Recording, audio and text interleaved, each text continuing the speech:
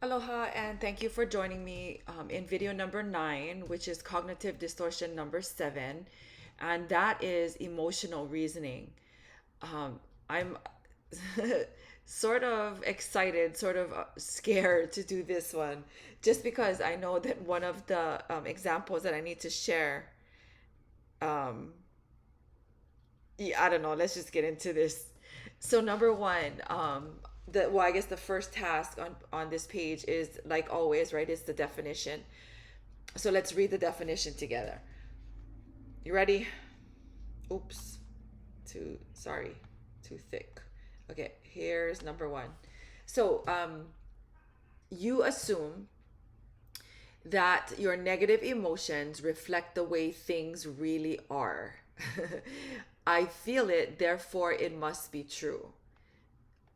I mean, I'm giggling about it now because I know that I do this, and I'm actually getting so much better recognizing that I do it, that it's not harmful to me.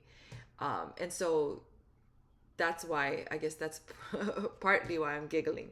Anyway, so that's the definition of emotional reasoning. I feel it, therefore it just must be true, right? What else could be true? Um, but that is a distorted way of thinking. It's a cognitive distortion. All right, so let's talk about or let's go over a scenario. I don't know. I'm making a mess over here. Sorry. Let me just get this mess out of here. All right. Number two, distortion scenario. So your mom or dad spends very little time with you. They choose not to be there for you during your difficult moments. When school feels overwhelming, or maybe when you're wishing you had your own car or your own apartment, however old you are, or you are feeling scared of the future. Okay, so you're feeling scared, you want something, you need something, and they're not there for you. Okay, so right, so this is the scenario, right? This is what's going on. Here is the impact of emotional reasoning on um this particular distortion scenario. Okay, and let's reverse before I start talking about the impact on thinking, right? So there's something that you want, or that you need, or that you feel like you can't function without, and they're not there for you. The time that they spend with you, for you, is too little, right? It's too little or small an amount of time.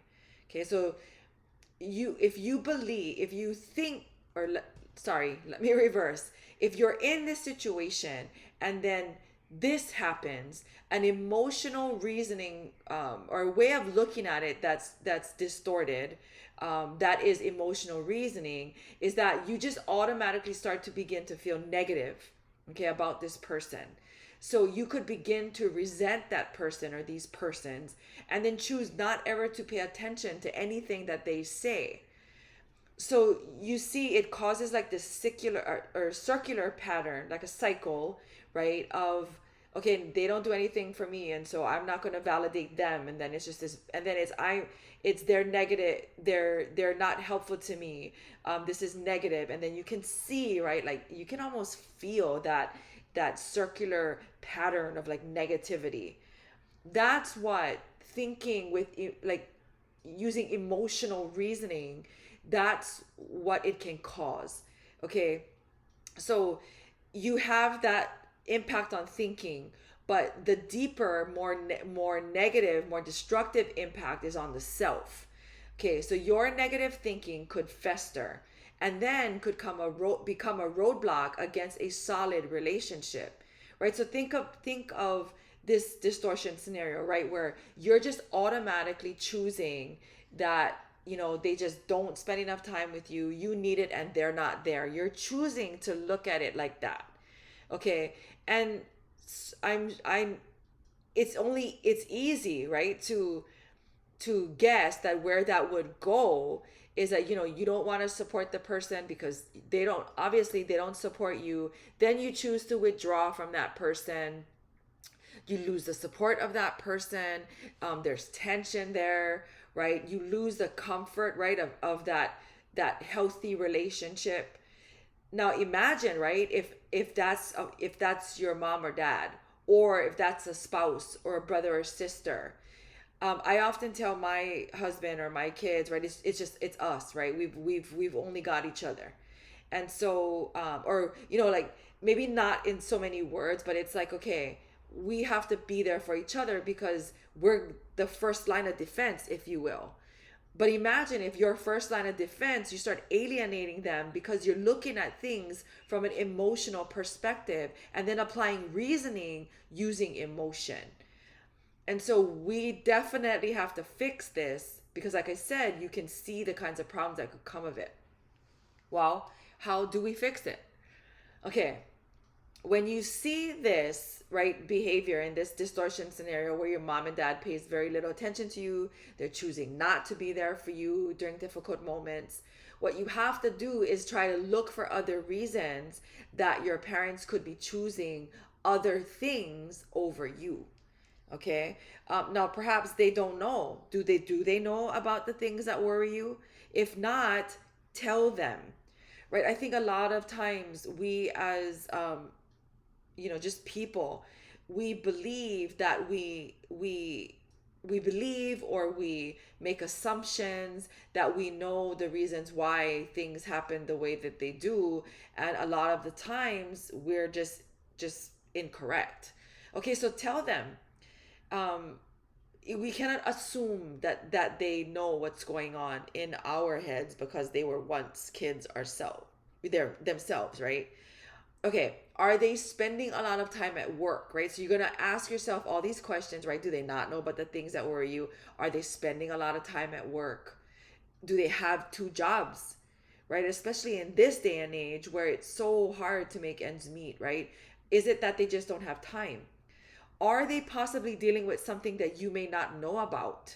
Right? A lot of the times we see things from a very narrow perspective because we're looking at things through our own two eyes instead of putting ourselves in, with, or having the perspective of others. Okay, so the how do you fix this is you look for other reasons that this could be happening, and you're asking yourself questions, right? And then as you're doing all of these questions and it's causing you to think, right? It's causing you to maybe have other feelings. Write those feelings down and share those feelings with them. And then you're going to brainstorm solutions to fix your negative thoughts and then ask them for help. So you have the negative thoughts, you try and think about things through their perspective.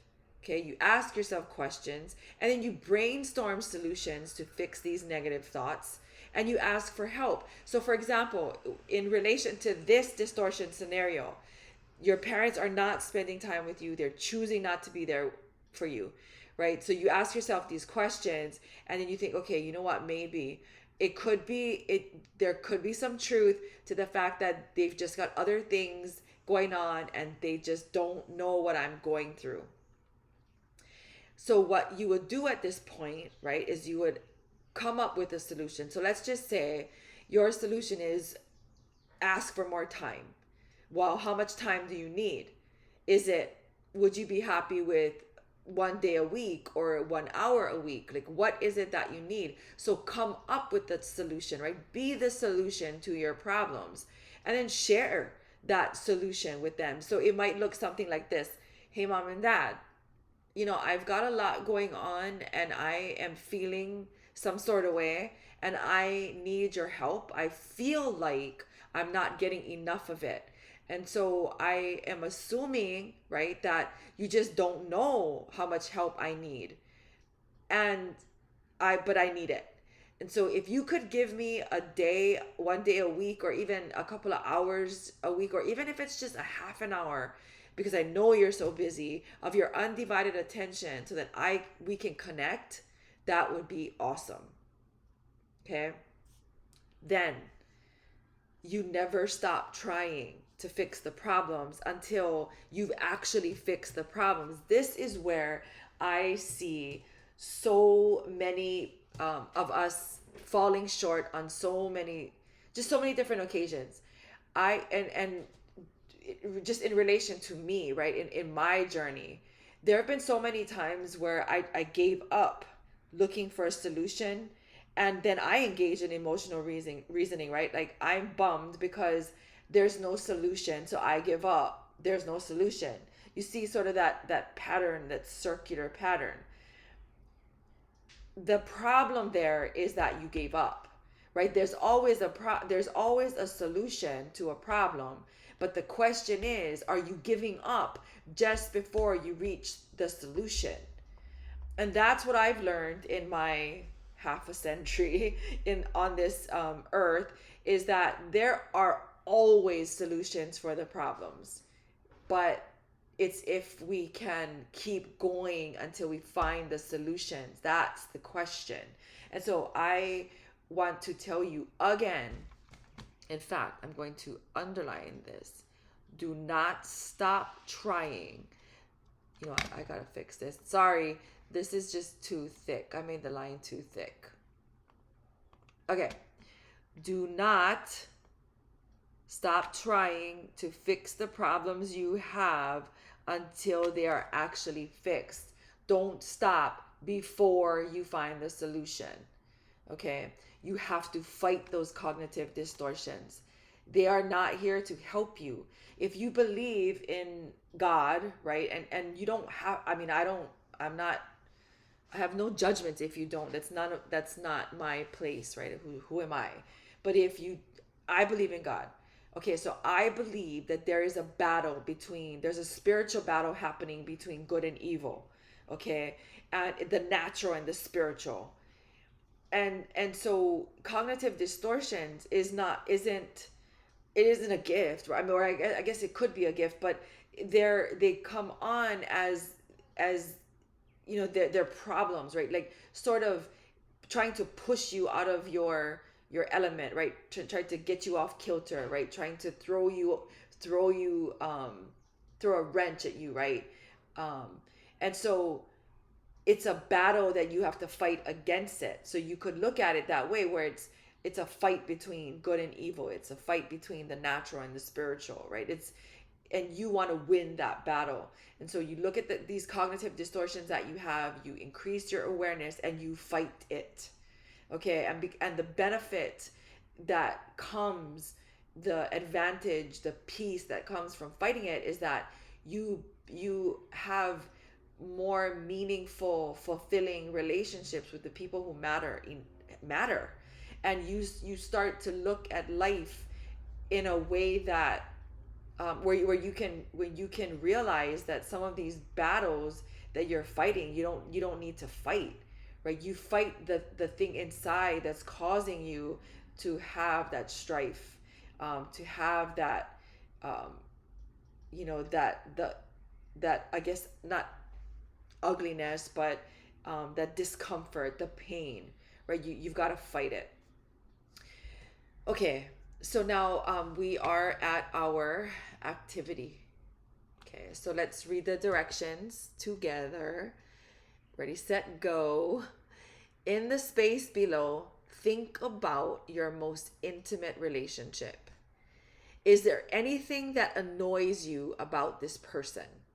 Okay, does this person have habits or ways of being that bother you? Okay, think about the negative responses that may arise as a result of these questions. Can you reframe your thinking? And are you able to put a positive spin on this old perspective? Okay, this is why I was giggling. That's right, at the beginning, because I was thinking about myself and my husband, right? So I was thinking about this intimate relationship, and if there's anything that annoys me about him, there is one thing that annoys me beyond annoy. Is okay, he doesn't get emotional about things. Like there'll be something in, like we'll be faced with an issue or a problem or an obstacle, and I'm like almost losing it, right? I'm like, I'm worried about it. I'm like, you can see it in my face. I'm working through it, right? I'm working through my cognitive distortions. I'm trying to find strategies, but you can see that I'm frazzled or flustered, and I'm like, my mind is racing. And sometimes I want to see that in him. I know, right? It sounds dumb, but I want to see it in him because I want to see that he's processing it along with me. And when I don't see it, I automatically think, okay, it's not that important to you. It's not as important to you as it is to me. All right, well, our life is so important to us. I guess I have my, like my priorities in order because your it doesn't seem like you and I are as important to you. Now, don't get me wrong, there are times when that is the case. But anyway, those were time, or there were many times where I was engaging in just that emotional reasoning. I was experiencing a cognitive distortion because I would just automatically think that what I needed to see wasn't there because I didn't see it. And that's totally, that was totally incorrect. Okay, so how do I, well, the negative response is that I'm irritated with him. I don't want to talk to him. I am short. I avoid, I might snap, right? And so those are the negative responses that may arise. And then, of course, it just causes tension, it causes conflict. And then for a little bit of time, I'm separated from my number one supporter. And then wait, sorry, where did I end up? Okay. So that's the negative responses. Can I reframe my thinking? Yes. When I reframe my thinking, I'm telling myself, okay, just because I don't see that he's experiencing the same feelings as I am, or he's not, and he doesn't need to have the same feelings, but just because I don't see him putting it front and center and as a priority doesn't mean that he's not.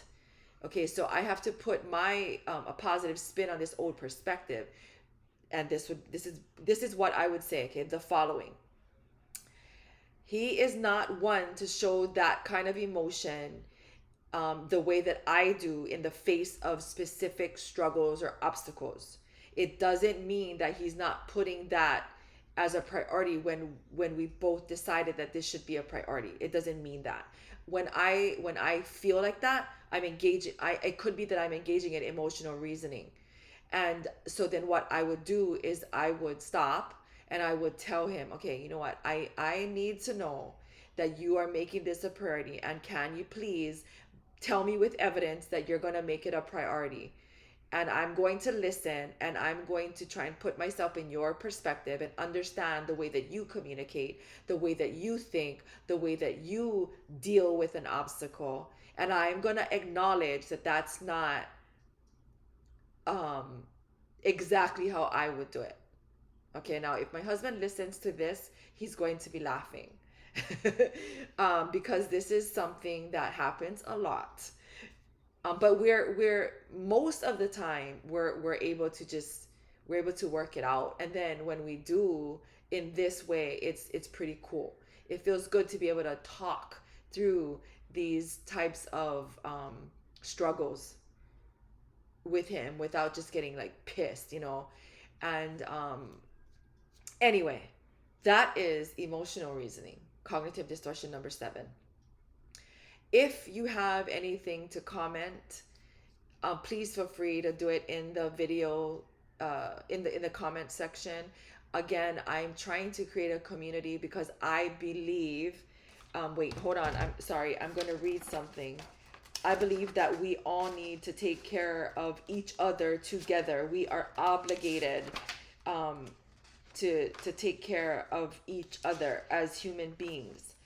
I was working on some stuff and I was looking at just some statistics, okay? And I want to share that right now real fast. So young parents are afraid to send their children to school. Why? Because of bullying and school shootings. That's a stat. Okay? Here's another stat for you. Almost one out of every four students, 22%, report being bullied during the school year. That was a stat that came from 2015, the National Center for Educational Statistics. And being that I worked in multiple schools, in two different states, just having spoke to hundreds of students of varying ages, I know that that's the case. And then here's another stat for you. From 1992 to 2019, approximately 30 to 60 people per year died during school-related violence, and that's from the nces.ed.gov site. Here's another stat, here's another stat for you. Why do people start using drugs? One big reason is that they want to stop feeling bad. That's the National Institute on Drug Abuse. I have very personal, very, very personal stories about this about this very topic, and some of these issues have not been resolved. And I guess this is my way of sort of putting goodness out into the universe, and just praying that it comes back, because these struggles, I haven't been able to fix this one particular struggle. And I know that I'm doing a better job at it, and doing this kind of work gives me peace, and it helps other people. But anyway, I know for a fact that is the case. And yeah. Okay, so referencing the year 2020, the Center for Disease Control says that 20.3% of all U.S. adults have received mental health treatment in the past 12 months. I see it all over the place, just that, especially after COVID, it's the social,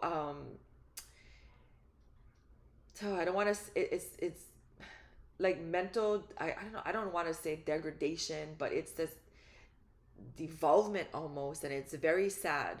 And it's also I also get very angry sometimes when I spend too much time just like, anyway, we all, okay, because of these stats, right, we all need to help each other, and to be aware of these things that are happening in our minds. I mean, think about road rage, right? How many times someone else has been at the just being the recipient of rage that was the result of something else, had nothing to do with them, right? Those kinds of things we can avoid by just being more self-aware about the way that we think in the human psyche. And I'm not a psychologist, I'm not a psychiatrist, but I've been around long enough to know that we owe it to each other, and we need it. We need this focus. So thank you so much for sticking around with me. I know I ramble, but yeah. Anyway, thank you for sticking around with me. I appreciate it. I hope you come back for cognitive distortion number 8, which will be should statements. Alrighty, thank you so much. Aloha.